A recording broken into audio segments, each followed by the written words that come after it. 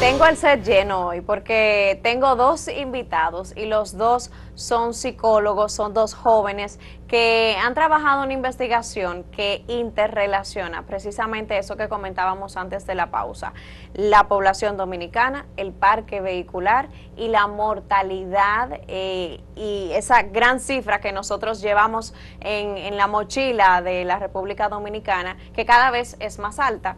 Ellos son Nelson Carvajal, Joan Novoa, egresados del INTEC, y tienen una investigación que ya les seguiremos contando. Bienvenidos a ATV Más. Gracias a ti, Nicole. Gracias a ti, Nicole. Chicos, ustedes tienen toda una cantidad de data que los han llevado a una investigación, pero antes que todo eso, ustedes son dominicanos, ustedes transitan en la calle dominicana y conocen muy bien ese aspecto. Claro.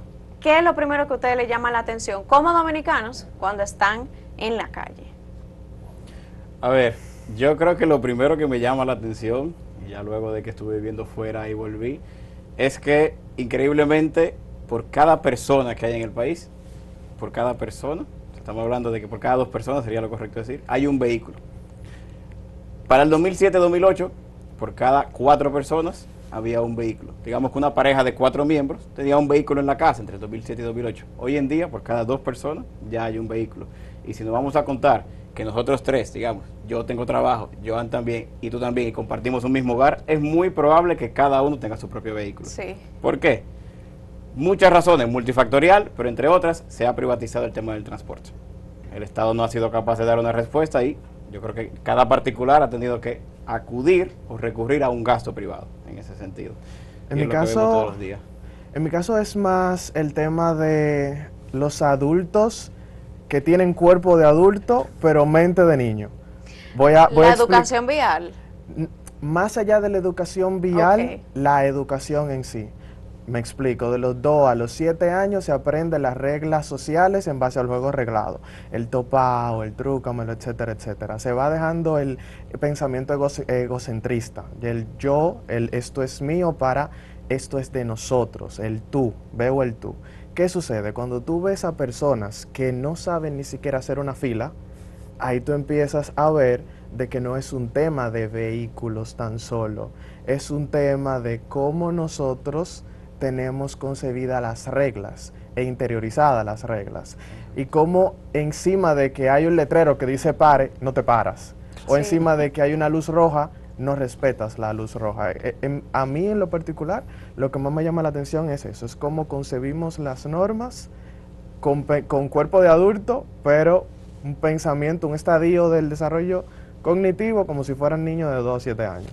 Siempre lo menciono así. Ustedes ambos hicieron en conjunto un trabajo que se llama Mortalidad en el Transporte, Parque Vehicular y Población Dominicana, Análisis Predictivo. Para ustedes llegar ahí, yo sé que ya tú, Nelson, me mencionaste algunos. ¿Cuáles fueron los datos que los llevaron a decir, no, aquí hay que estudiar algo? O sea, hay algo, aquí hay materia prima que nosotros necesitamos analizar. Claro. Bueno, a ver, el trabajo surge como mi proyecto final de máster en Madrid. Ok. Mi clase de ciencia de datos, mi programa de ciencia de datos. Entonces, ese dato en sí fue más producto de una vivencia. Me explico. Yo, antes de mudarme a Madrid, yo era motero, tenía mi moto, andaba en moto porque para mí la solución a mi transporte no era el transporte público. Para mí lo fue por mucho tiempo también. Exacto. Tranquila. Entonces yo dije, ok, si yo me compro un carro, pues voy a sufrir los mismos tapones que sufren los demás. Sí. Voy entonces a recurrir a una motocicleta, que en efecto me podía movilizar a cualquier parte de la ciudad entre 10 y 15 minutos. Fenomenal. Más rápido, sí. Pero tuve 2 accidentes, de los cuales puedo decir que soy sobreviviente, porque quizás no todos son Cuentan esa historia. o han tenido esa suerte, ¿no? Entonces el segundo ya sí me dejó una secuela física. Ya tengo una cicatriz en el costado del abdomen. Y para allá, lo que sería el cierre de mi programa, yo dije, ok, o puedo hacer algo que quizá para mí tenga un toque o un impacto, o puedo hacer algo que en realidad yo sé que puede tener un impacto más allá. Y por eso me fui por el tema del parque vehicular, los accidentes mortales. Entonces por ahí surgió todo. Entonces a raíz de esa idea, empecé ya a investigar, a indagar en los datos del ONE, la Oficina Nacional de Estadística, la DGI y también el Banco Mundial. Toda información disponible. Toda información Sí, disponible porque la en gente, Internet. para que la gente no piense que es algo que no pueden conseguir, que nosotros lo correcto. tenemos a la mano. Lo Es que pasa es correcto. que hay que saber buscar. A la vez, entonces, me propuse indagar un poquito más. y ahí entra la figura de mi compañero Joan. Ok, tengo estos datos que me explican un fenómeno, pero claro, este fenómeno ocurre ¿por qué? Por el conductor, ¿no? ¿Qué manera de pensar tiene la persona que está detrás del volante, detrás de la motocicleta? Entonces, yo tuve un primer abordaje a raíz de lo que son las multas, las infracciones de tránsito, que desde el 2010 hasta el 2024 tenemos más de 12 millones de infracciones. Y hace poco ya salió en el periódico un artículo que decía que solamente una de cada 3 infracciones se paga hoy en día. Estamos hablando de que eso es un gasto público que no se está recuperando. Que no me extraña porque no hay consecuencia prácticamente si no se paga. Entonces, y en ese punto es importante destacar que para modificar la conducta es necesario, si vamos a utilizar el castigo, modificarla in situ. Por eso el castigo, cuando tú lo haces, si no lo haces en el momento, pierde el poder para modificar la conducta. Dígase, a usted le tienen que quitar la licencia o el vehículo en el momento en que cometió la infracción. Exactamente, o ponerle la infracción en ese mismo momento. Porque de lo contrario, no hay nada que castigue la conducta que tú estás teniendo ahí. Entonces, si tenemos, primero, que puedes pagar la multa a posteriori, ya perdemos esa primera noción. Pero no tan solo eso, si una de cada 3 multas es lo que se paga, imagínate también. Claro. Entonces, a lo que Nelson decía, se le agrega el hecho de que, por ejemplo, en Argentina se hizo un estudio donde se vio a través de una simulación de distintos accidentes de tránsito que el 89.4% de los accidentes ocurren por cuestiones del conductor, mientras que un 8.8% por cuestiones del contexto y solo un 1.6% por aspectos relacionados al vehículo.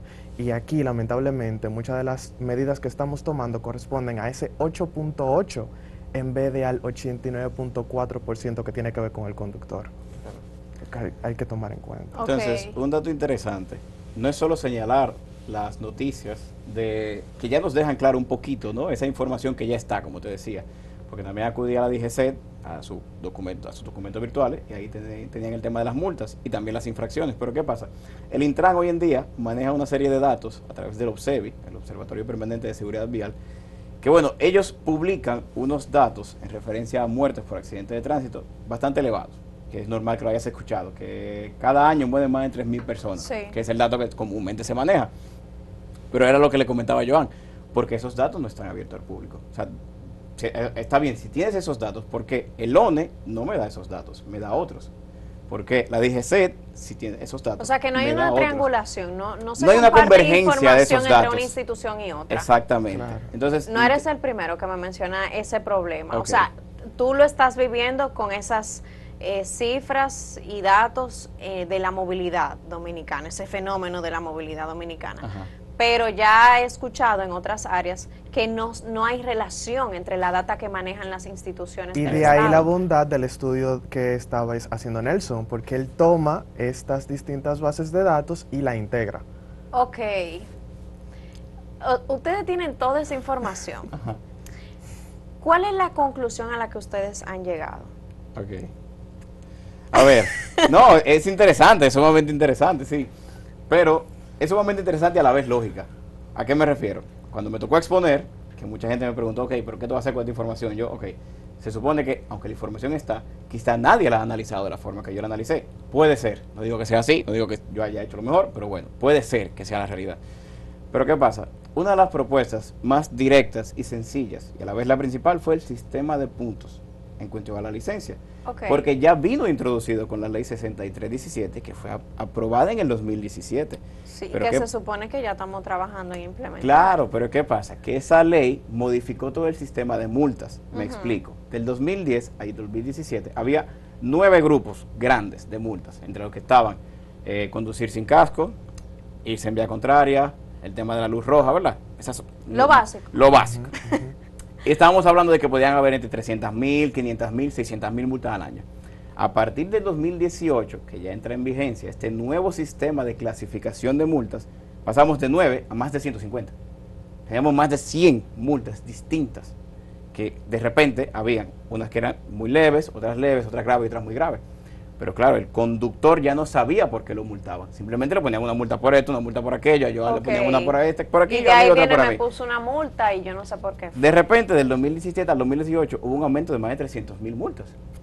Pero claro, tú dirías, eso es mucho. No, mucho fue que en el 2022 hubo más de 2 millones de multas. Y tú dirás, ¿por qué? En cuanto a la clasificación que yo hice en mi estudio, esas 9 grandes categorías obviamente van en aumento, porque digamos que se pone un régimen de mano dura. Pero ¿qué pasa? Yo lo que hice fue agrupar esas más de 100 categorías distintas para mantenerte en un orden de clasificación en una nueva categoría que se llama otros. Otros supera todas las demás categorías. Ya. ¿Por qué? Porque son un montón. Ok. Estamos hablando de 2 millones de unidades de multas en un solo año. Y ya es lo normal. O sea, ya se encuentran entre 1,5 millones y 2 millones. Para que el 2024 se cerrara con 1.900.000 multas. O sea, tú lo optimizaste en esa propuesta. Digamos que yo lo hice más sencillo para Sí. el lector. Porque eso era Para lo que el yo- lector, sí, Claro. porque no es que dejan de existir como delito. Exacto. Yo lo que hice fue que, claro, para tú tratar de explicarlo y que alguien lo entienda, traté de simplificarlo un poco. Ok. Y eso fue lo que hice.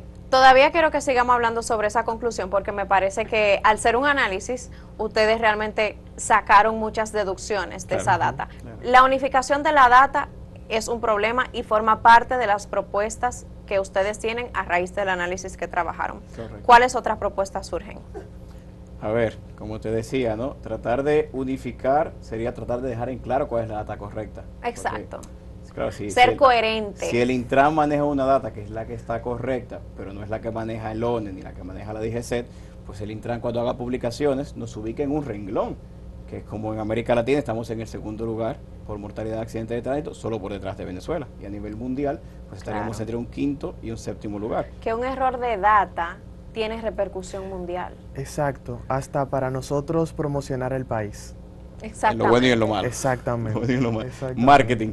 Exacto. Entonces, ¿qué pasa? Si te vas a los datos que maneja el ONI y maneja la DGC, como te decía, pues no estamos tan mal. O sea, apenas quizá entraríamos en un top 10, pero no se encuentra tan arriba como entraríamos en base a los datos del OBSEVI, que es algo como que causa ruido, que es lo que quisiera como clarificar.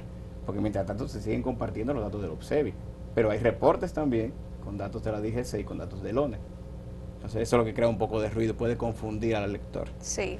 ¿Alguna Y otra? En ese sentido también los datos te van dando el camino hacia donde tú irte.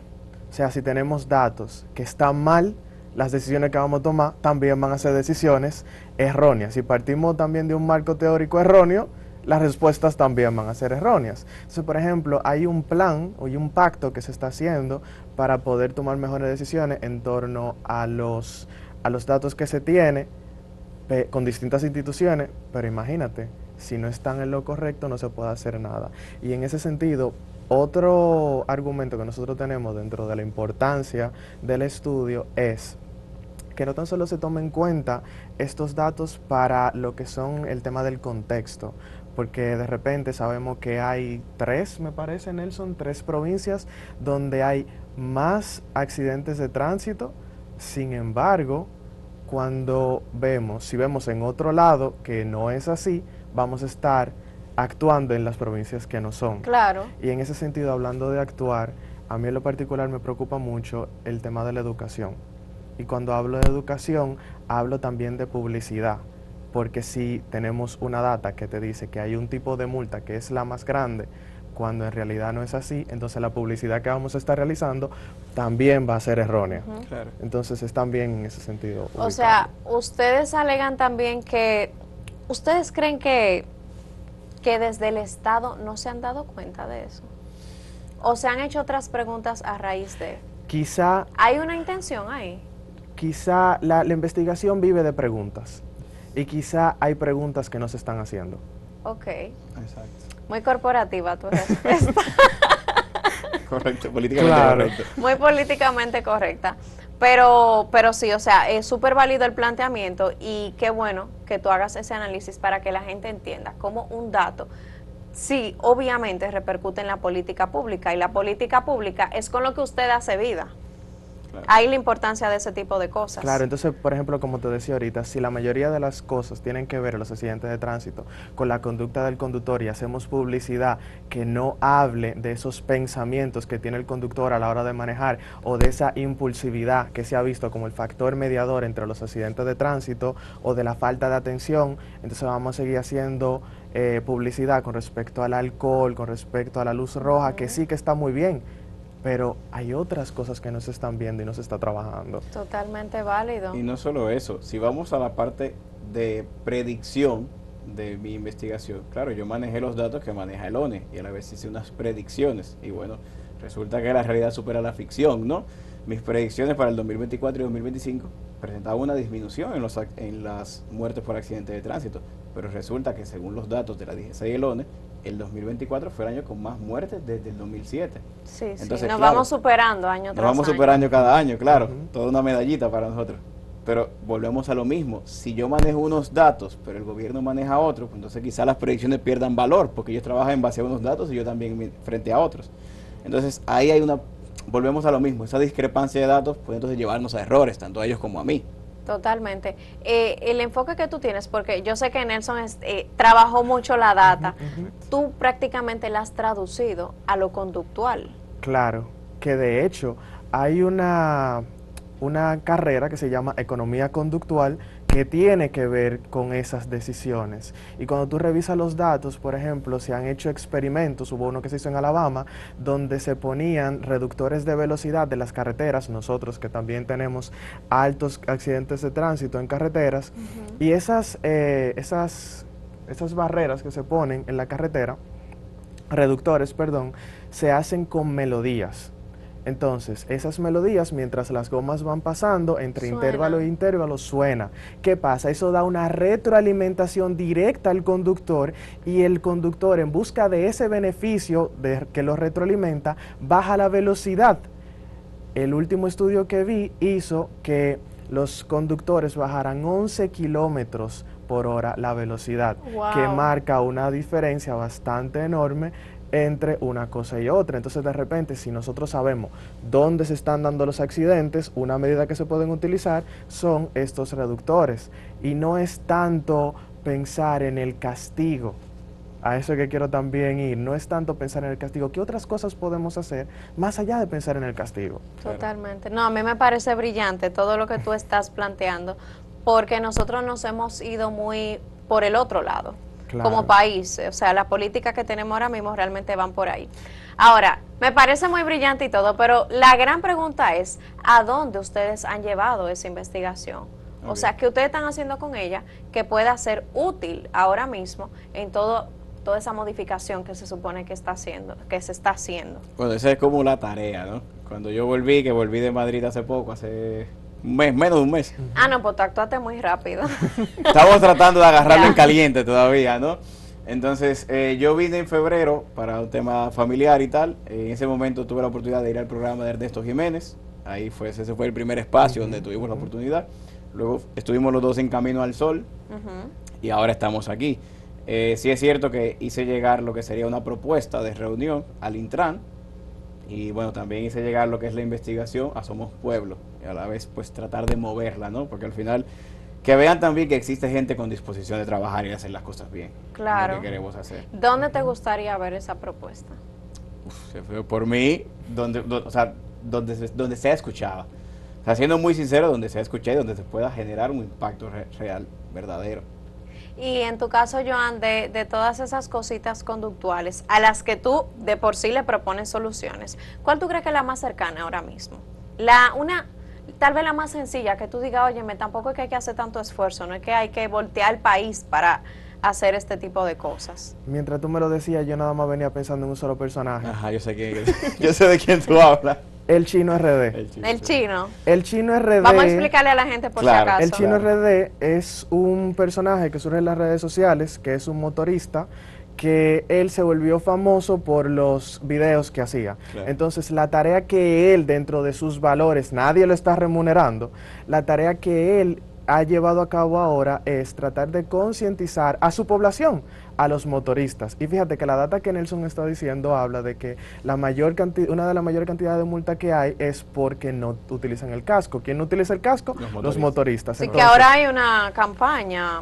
claro, Y que no visual. solo eso, que el 63% de los fallecidos en accidentes de tránsito son motoristas. Sí, y lo que más causan. Claro. Sí. Entonces, ¿qué está haciendo el chino? Ahorita yo te decía que la conducta para con un castigo se pueda modificar, es necesario hacerla in situ. Sí. Él anda con un bate de juguete y se pone en los cruces de cebra Y cuando hay un motorista que está ahí, él va con un bate de manera graciosa y le da. Estamos teniendo un castigo in situ. Y de hecho al Estado eso no le está saliendo en nada. Y tú ves los comentarios diciendo necesitamos más Chino RD en las principales intersecciones de Que nuestra a veces avenida. solo con la mirada ya los motoristas empiezan a Exactamente, reducir. porque lo ven como un estímulo aversivo. Claro. Ahora, quizá también la pregunta sea, si, y hablo mucho de las preguntas porque eso nos mueve, ¿será que estamos pensando más en otra cosa que no sea modificar la conducta? Sí. Ahí es donde yo quiero ir, como pensemos más en modificar la conducta, que al final es lo que nos está haciendo daño a nosotros. Yo creo que sí. Wow, chicos, gracias. El tiempo se acabó ya. Yo les dije que pasaba rápido. Eso sí. Díganme dónde la gente, si tienen alguna plataforma o dónde podrían mantenerse dando seguimiento a esas propuestas que ustedes tienen que tienen mucho valor. Pues de momento lo que tenemos son nuestras redes Claro, sociales. nuestras redes. Claro, redes compártanlas. sociales. Bueno, mi red social personal sería en LinkedIn, me pueden buscar como Nelson Gabriel Carvajal. Y a mí en Instagram me pueden buscar como joan.novoa. Joan Novoa y Nelson Carvajal. Ahí lo tienen. Gracias, de verdad. Yo creo que la propuesta de ustedes es muy buena, que tiene una perspectiva que nosotros no hemos agotado como país y ojalá que pueda seguir escalando. Gracias a ti, Nicole. Gracias a ustedes que se han quedado con nosotros en esta entrevista y ojalá que las preguntas que ellos plantean ustedes también se las estén haciendo en casa. Queden con la programación de Acento TV.